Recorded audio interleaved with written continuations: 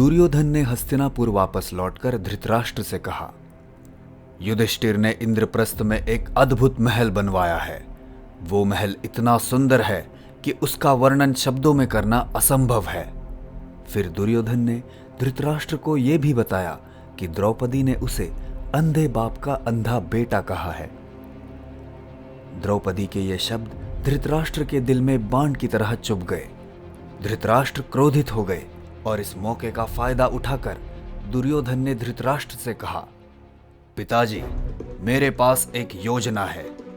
शकुनी मामा बहुत चालाक है और युधिष्ठिर को द्यूत खेलना बहुत पसंद है। अगर हम युधिष्ठिर को द्यूत खेलने का निमंत्रण भेजेंगे तो वो मना नहीं करेंगे। द्यूत में हम उनका राज्य जीतकर अपने अपमान का बदला ले सकते हैं। द्रौपदी के अपमानजनक शब्दों को सुनकर धृतराष्ट्र के मन में बदले की भावना पैदा हो गई थी। फिर भी दुर्योधन के प्रस्ताव पर विदुर से सलाह लेना उसने उचित समझा। विदुर ने धृतराष्ट्र से कहा, द्यूत क्रीड़ा ही सभी बुरी घटनाओं का कारण बन सकती है। हमें दुर्योधन को द्यूत खेलने की अनुमति बिल्कुल नहीं देनी चाहिए।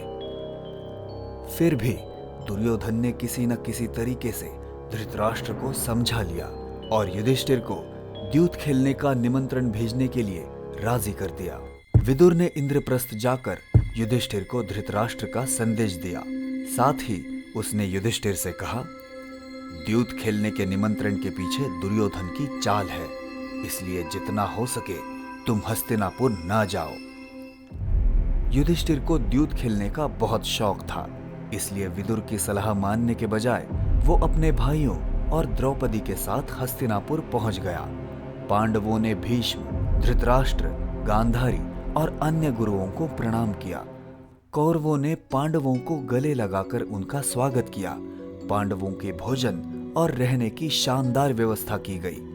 रात का भोजन करके पांडव शांति से सो गए।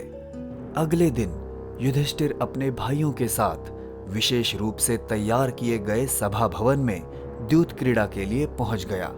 सभा भवन में भीष्म, द्रोण, कृपाचार्य, विदुर और धृतराष्ट्र जैसे आयु में बड़े अनुभवी व्यक्ति भी उपस्थित थे। इसके बाद सभा भवन में द्यूत का खेल आरंभ हुआ। शकुनी मामा बड़ी चतुराई से ऐसे पासे फेंकने लगा कि हर बार लाभ दुर्योधन को ही मिलता था। युधिष्ठिर लगातार एक के बाद एक दांव हारता गया। उसने अपनी संपत्ति, राज्य, नौकर चाकर, अपने भाइयों और अंत में स्वयं को भी दांव पर लगा दिया, लेकिन हर बार पराजित होता गया। अंततः जब तो युधिष्ठिर ने द्रौपदी को भी दांव पर लगा दिया और ये बाजी भी वो हार गया। द्यूत के इस खेल में जब पांडवों ने सब कुछ खो दिया तो दुर्योधन खुशी से फूला नहीं समाया।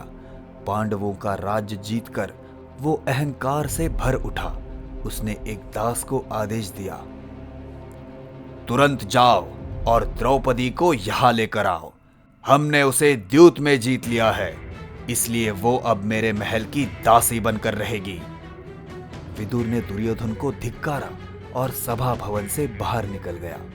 इसके बाद दुर्योधन ने अपने सबसे छोटे भाई विकर्ण को आदेश दिया कि वो द्रौपदी को सभा भवन में लेके आए। विकर्ण द्रौपदी के विश्राम कक्ष में पहुंचा और उसे दुर्योधन का आदेश सुनाया।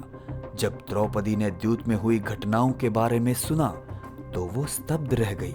उसने विकर्ण से कहा, यदि महाराज युधिष्ठिर स्वयं को ही जुए में हार चुके थे तो फिर उन्हें मुझे दांव पर लगाने का अधिकार ही कहाँ था। जाओ और सभा में उपस्थित सभी लोगों से मेरा ये प्रश्न पूछो। विकर्ण सभा भवन में लौटा और उसने सभी को द्रौपदी का प्रश्न सुना दिया। द्रौपदी का प्रश्न सुनकर युधिष्ठिर निरुत्तर हो गया। ये सुनकर दुर्योधन क्रोधित हो उठा और उसने अपने भाई दुशासन को आदेश दिया, दुशासन, जाओ और किसी भी तरह से द्रौपदी को अभी इसी क्षण सभा भवन में लेकर आओ। दुशासन द्रौपदी को सभा भवन में लाने के लिए उसके विश्राम कक्ष की ओर बढ़ा।